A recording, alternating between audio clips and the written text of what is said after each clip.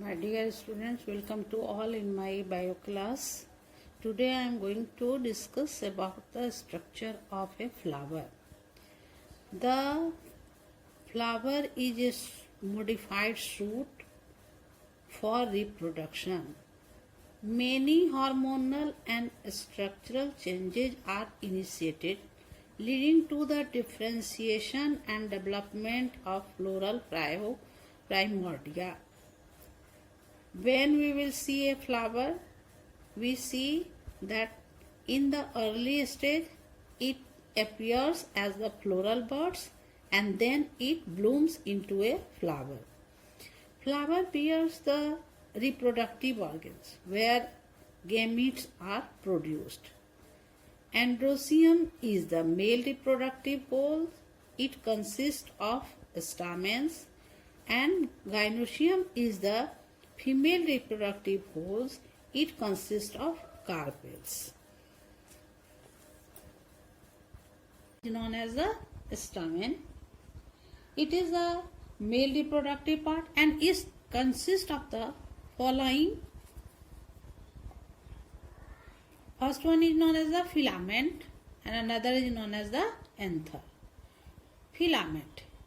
A filament is a long and slender stalk called filaments which may be joined or free. It may be joined or free. Anther.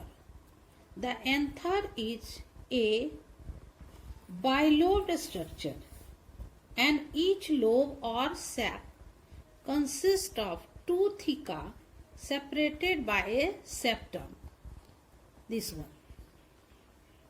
The anther is a tetragonal four-sided structure consisting of four microsporangia, two in each of the lobes. Here you can see microsporangia develop further and get transferred into pollen cells.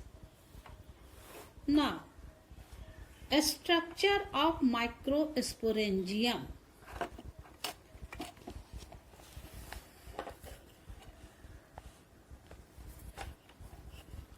This one. A typical microsporangium appears circular and is surrounded by four walls. The four walls, namely epidermis, endothecium, middle layer and tapetum. Let us discuss what is the function of it. The epidermis, it is the outermost single layer of cell which is protective in nature. Endothecium, it is the second layer with thick wall cells. It helps in the dehiscence and it is protective in nature.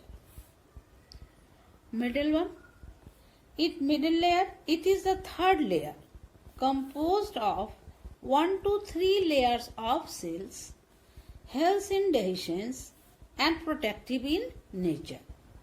Tapetum, it is the fourth and innermost layer of cell with dense cytoplasm and many nuclei. It provides nourishment to the developing pollen grains. When the anther is young, the microsporangium contains compactly arranged homogeneous cells forming the sporogenous tissue.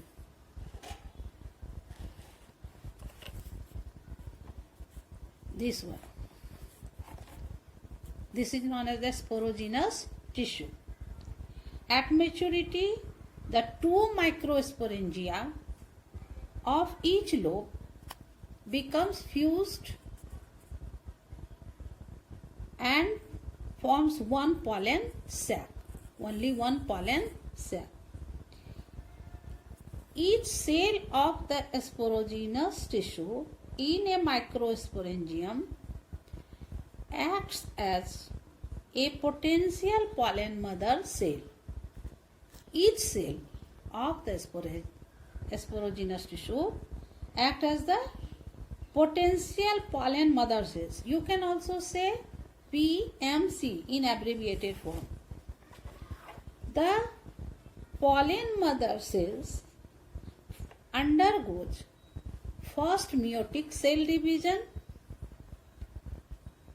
to form cluster of 4 cells called microspore tetrad. On maturity, the anther dehydrates and the microspores separate from each other to form pollen grains.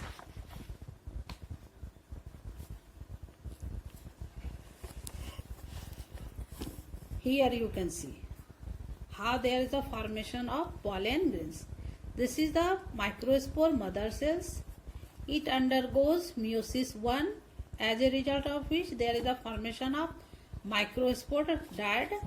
At the second meiotic cell division, when it completes, there is a formation of 4 cells which is known as a microspore tetrad. Now,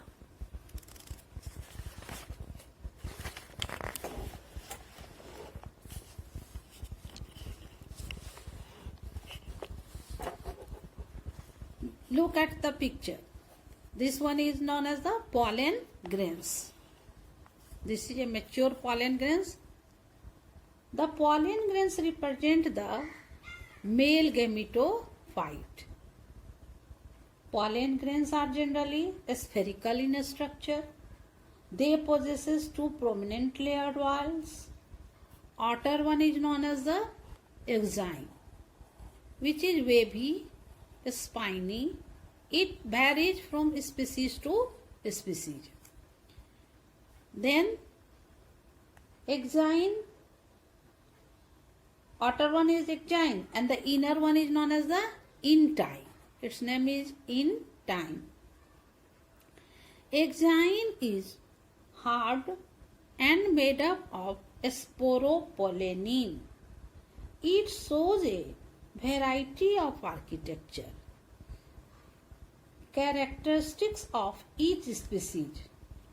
Pollen grains exine has prominent apertures called germ pores,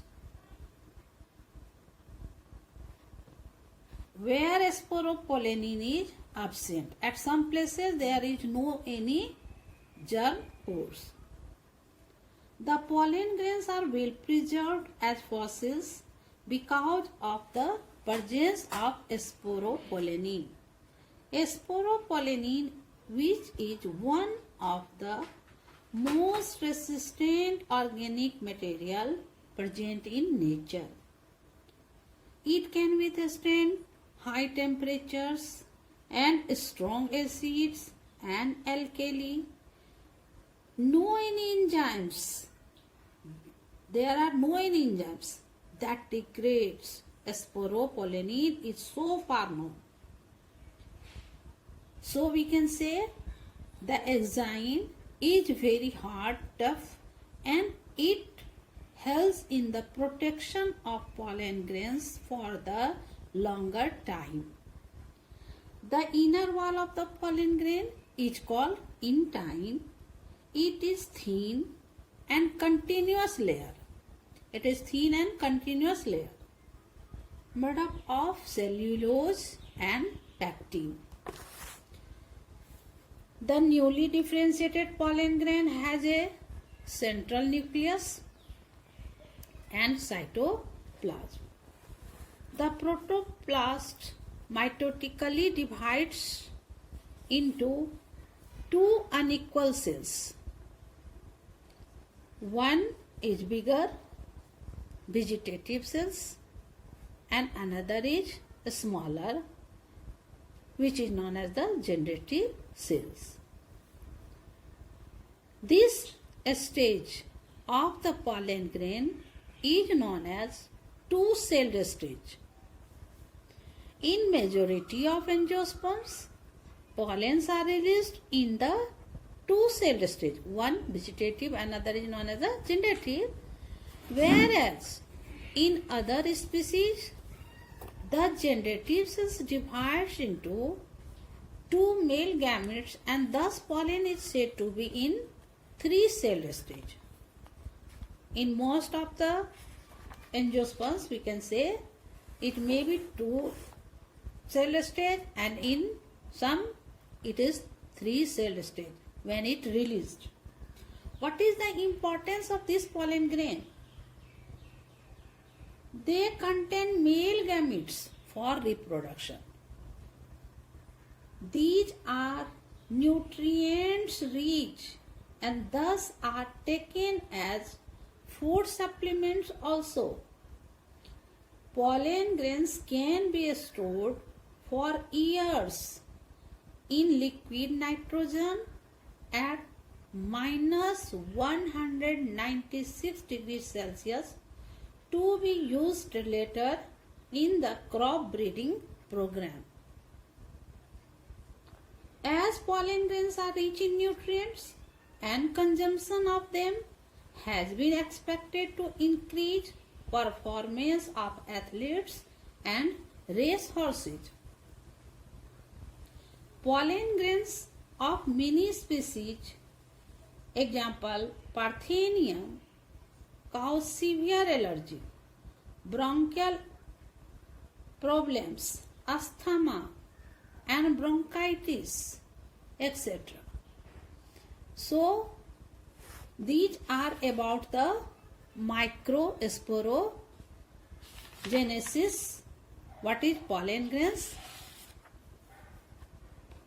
How it is formed and what is the importance of pollen grains you have learned in this video. That's all. Thank you.